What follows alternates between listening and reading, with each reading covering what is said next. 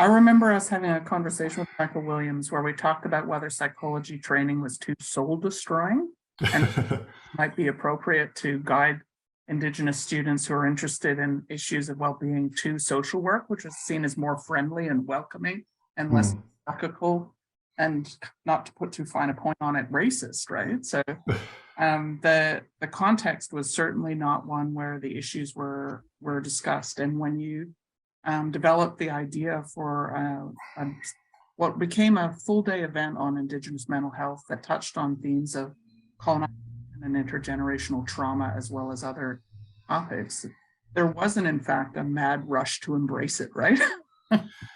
Can you talk about, Uh, yeah. yeah, no, it's been a long battle. um, I suspect, even now we could say that it's not been embraced as anywhere near as much as it should be.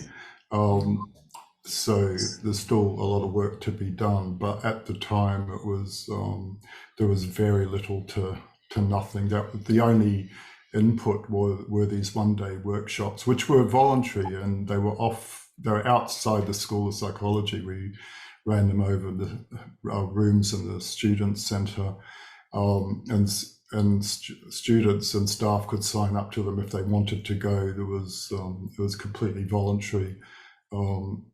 And we got about 70, 80 people each year for the 2 or 3 years that we ran them. So there was interest.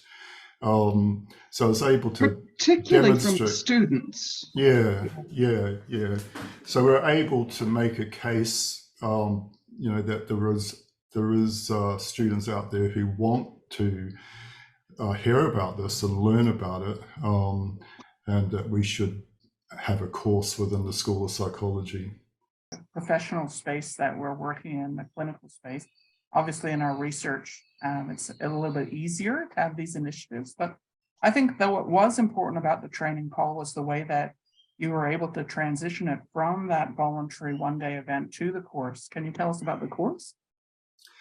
The course was an honours course, so it was a special topic course, and it was capped at 20 students.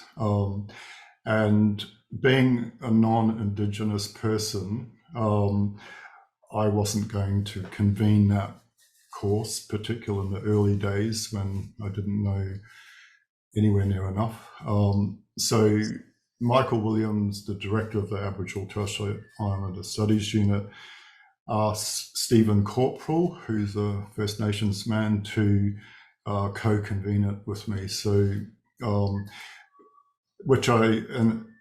and how the course worked was I invited community members to come in and each week. So First Nations people would come in to the classroom, and they would run the sessions, and I would sit back and listen really and learn. So I was kind of like a student in my own course in a way.